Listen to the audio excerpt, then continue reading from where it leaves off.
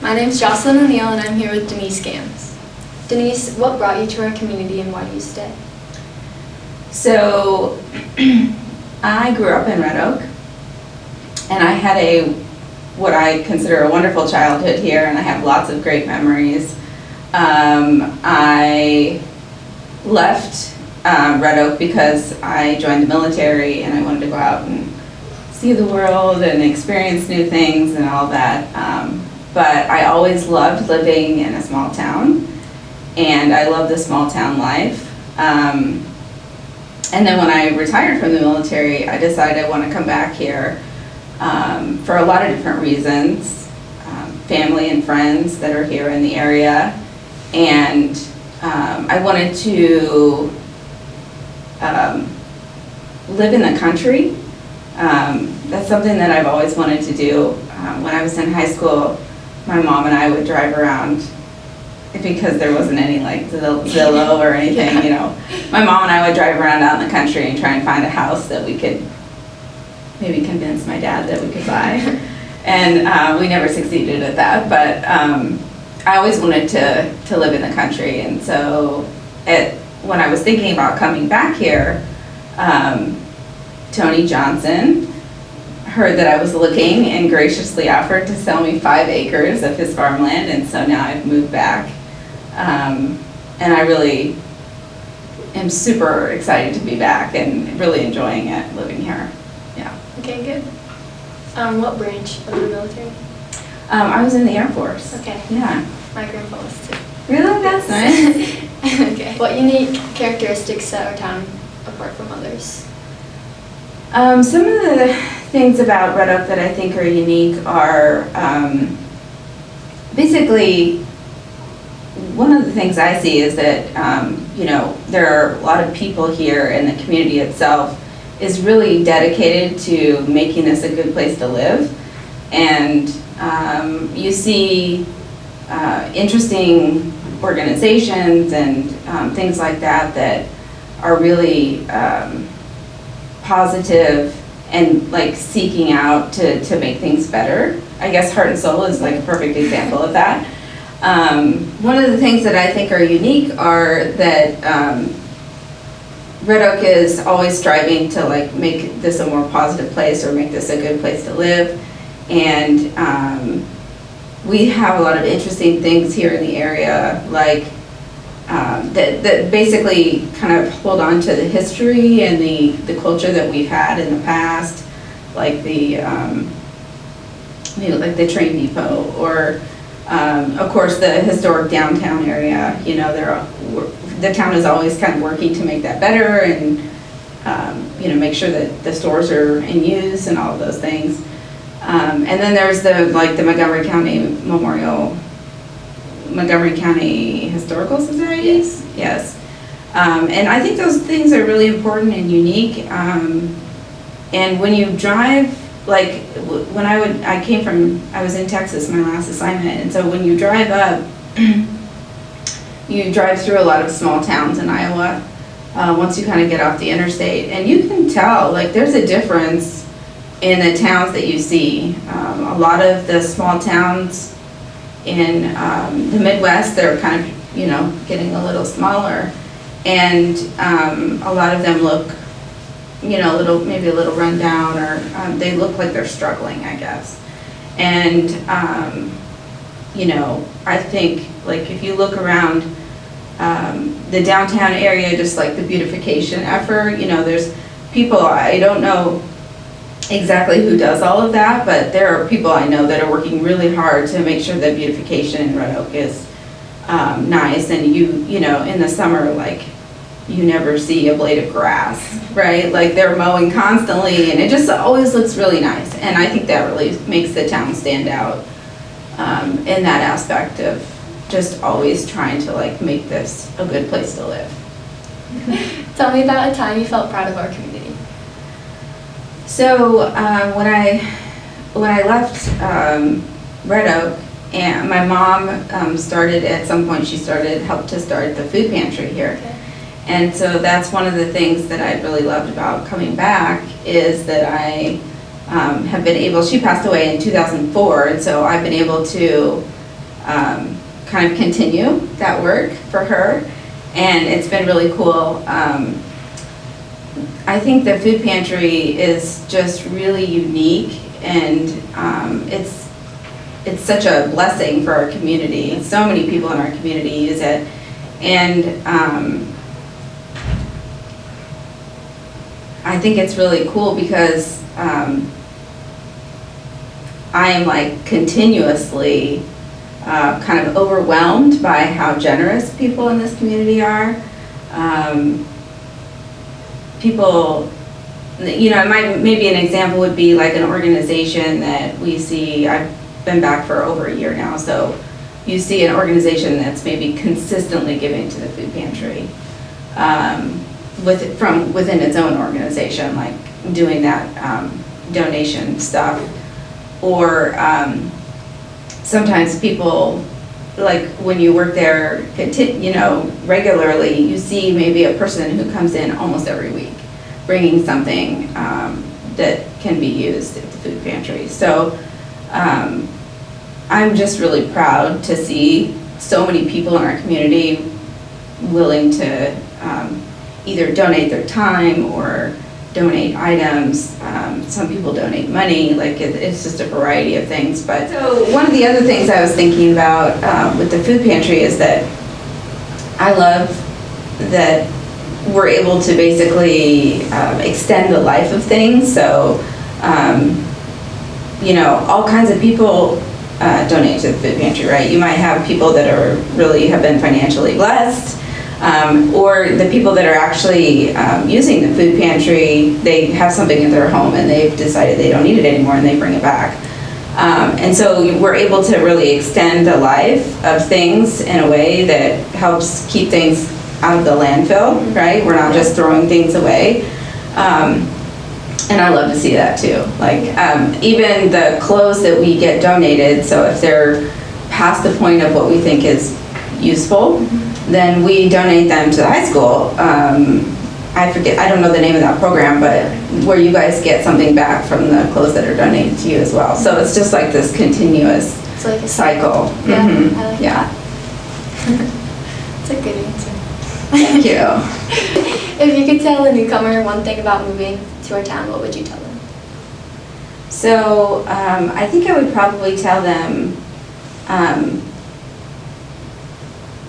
well, maybe depending on if they lived in a city and they were moving here, or if they lived in another small town, right? Because it's pretty different. Yes. But in general, I would just say that they should be able to adjust to a slower pace, right? Which sometimes, depending on the person, that might be like something wonderful, which for me it is. Like, I love the slower pace. But if it's someone who's maybe young and used to living in a city, that might be more challenging for them, Mm-hmm. right? But also, I would say that, you know, and I've like living in the military and living so many places, it's interesting, I've found that it doesn't matter where you are, there are always people who are going to be negative and not like it. And you would not think that would be possible. Like, for example, I lived in Italy for 2 years, and to try and think, like, what could you find negative about this? Mm-hmm. But people did it. People can always find something negative, but what I would say in general is if you're coming to a new place, to like make an effort to seek out and find the things that are neat in that place. Like some of the places I mentioned, like, you know, go to the Historical Society once if you've never been before. Even if it's maybe not necessarily fully your interest, so that you can see what's out there and just get a clear picture and idea of the place that you're living. Just if you seek out and try and like find out the different options that are around you and really look and see what the place has to offer, I think there's more likely that you're going to have like a positive impact, or the place is going to have a positive impact on you. Yeah. That's probably what I would say. Yeah, I agree with that. I think just being open to the idea of change is something that I think everyone Change is new or hard. old. Yes. Right? Change is Yes. hard for everyone. For sure. Yeah. But the world is constantly changing. And so for our town to be able to keep up, there are some things that I think are positive to make those changes. I agree. Wow. What worries you about our future of our community? I thought about this question a lot, and I'm not sure I have a great answer, but one of the things that I just thought of was the fact that towns are getting smaller in the Midwest, and I think that the answer to fixing that problem is not simple. It's complicated and it comes from a lot of different things, but I do think that when sometimes in a small town,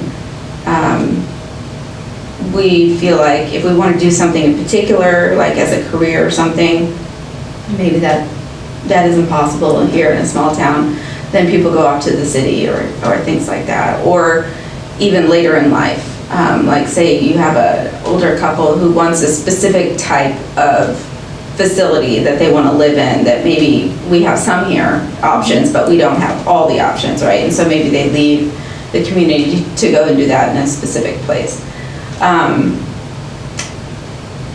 But I would say that that concerns me a little bit, because it's a challenge to fix that and maybe make a change to facilitate people's desire to live in a small town. I don't think it's necessarily about the town of Red Oak. I just think that it's a challenge. I think it happens everywhere. Yeah, I mean, it's totally happening. I've read that across the United States. It's not unique to Iowa. But I think there's also, I've read a little bit about, in the Midwest in particular, that's there's a uniqueness to that, because then you have like the farming thing that plays in there, because we have a lot of farming around here. And yeah, so I'm not really sure about it, but I think that would be the one thing I would say that's concerning.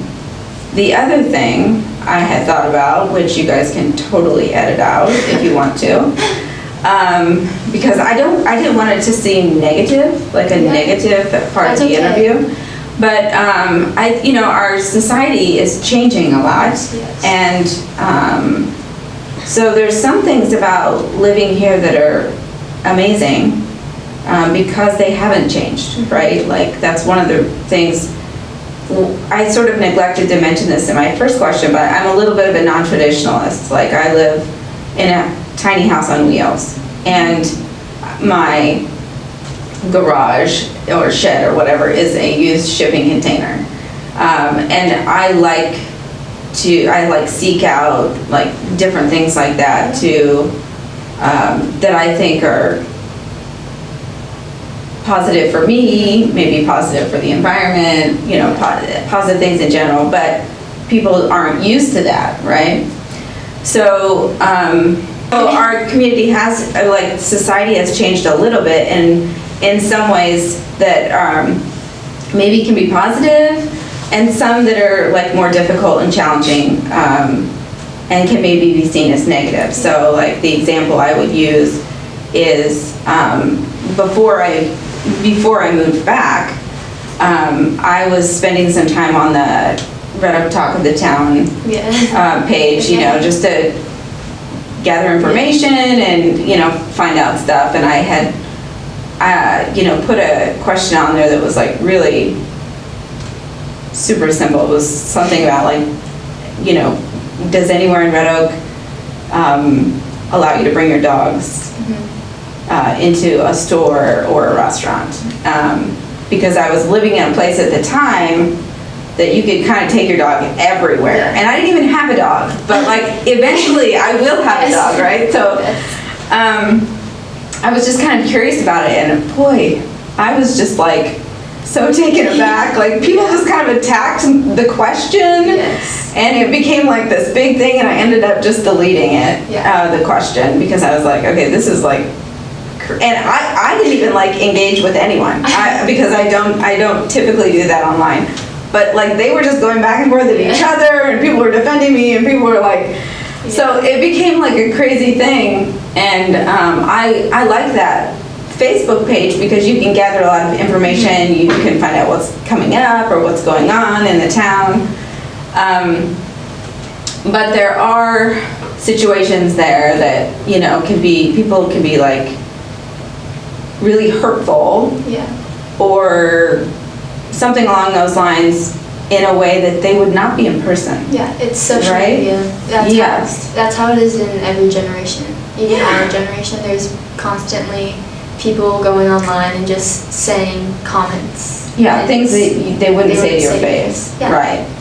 So that's probably just like, you know, it's affecting everyone everywhere, like you said. But I see that as something that can, you know, some people on that website say a lot of negative things about our town.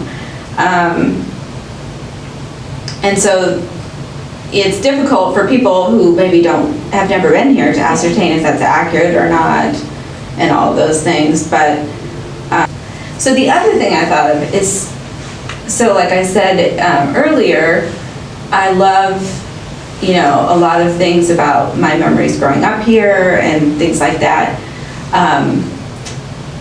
But I think sometimes we need to find a balance of how much we're going to remain the way we used to be, and how much we're going to adapt to the way the world is living around us, right?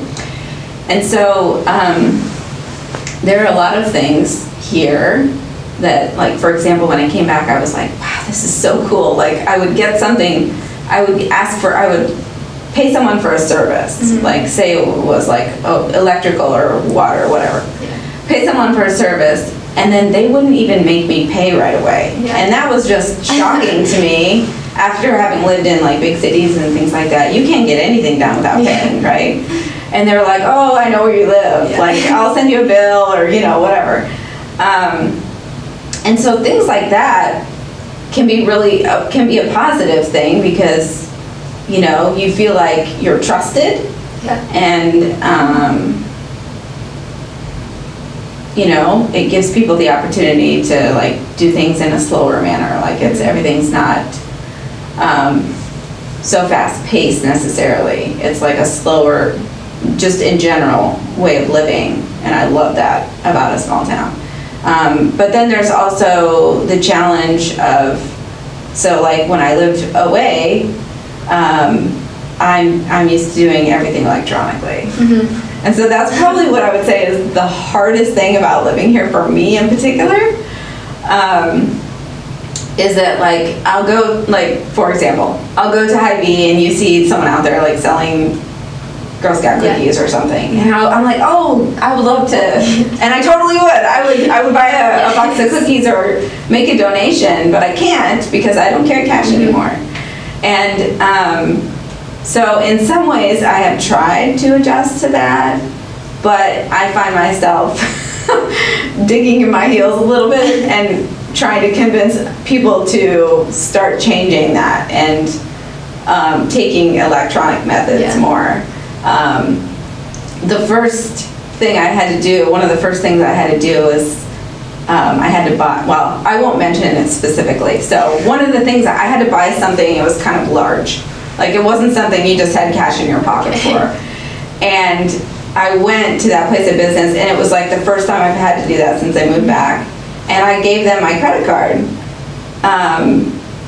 And the guy was like, what am I supposed to do with that? And I was like, I didn't even know what he meant, right?